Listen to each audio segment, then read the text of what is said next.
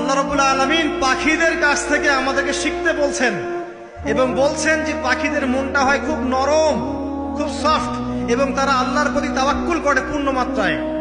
তারা সকালবেলা ভোরবেলা বের হয়ে যায় এবং সন্ধ্যাবেলা বাসায় ফেরে, খালি পেটে বের হয়, ভরা পেটে বাসায় ফেরে। এবং আল্লাহ পাক সবচেয়ে সম্মানিত মৌত যেটা শহীদের মৌত, সেই শহীদদের আত্মাকে আল্লাহ পাক পাখির রূপ দিবেন। তাহলে পাখিটার বিষয়ে একটা ফোকাস করার দরকার আছে না? আচ্ছা, এখানে আসেন। পাখির মন হচ্ছে নরম, মানে পাখির মনটা তাসকিয়া, আত্মশুদ্ধিতে পরিপূর্ণ। কদ আফলাহা মান যাক্কাহা, সে ব্যক্তি সফল হলো যার হৃদয়টা পবিত্র, নিষ্পাপ, নিষ্কলুষিত হলো, সে ব্যক্তি সফল হবে ইনশাআল্লাহ। একটা কাজ এখানে খেয়াল করেন, পাখিরা সকালবেলা ভোরবেলা বের হয় আর সন্ধ্যাবেলা বাসায় ফেরে।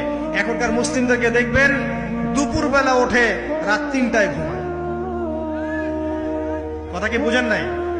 পাখির একদম ভোরবেলা উঠে যখন ফজরের আজান দিচ্ছে ঠিক তার এক মুহূর্তে পাখির কিচিরমিচির শুনছেন, তার মানে নামাজের ওয়াক্ত প্রায় চলে যাচ্ছে।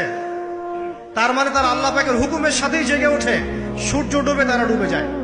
ঠিক এরকম সুন্নত ছিল নবী সাল্লাল্লাহু আলাইহি ওয়াসাল্লামের এবং সাহাবায়ে কেরামের। আজকে 1400 বছর পর মুসলিম জাতি এই সুন্নাহ ভুলে গেছে।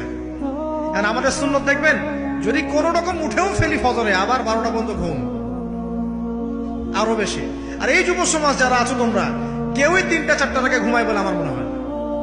অলওয়েজ অনলাইনে পড়ে আছে, টিকটক নিয়ে, ফেসবুক নিয়ে, গার্লফ্রেন্ডের সাথে চ্যাটিং। পাখির মতো হতে পারলে পরে মনটা তো নরম হবে, তারপরে না তাসকিয়া অর্জন হবে।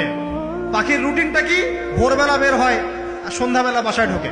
অতএব আমরা যদি রাসূলুল্লাহ সাল্লাল্লাহু আলাইহি ওয়াসাল্লামের সুন্নাহ মতো ওই ভোরবেলা উঠতে পারি আর আর্লি নাইট ঘুমিয়ে যেতে পারি এবং সারাদিন যদি রাসূলের সুন্নাহগুলোর উপর আমল করতে পারি, তাসকিয়া অর্জন হবে ইনশাআল্লাহ।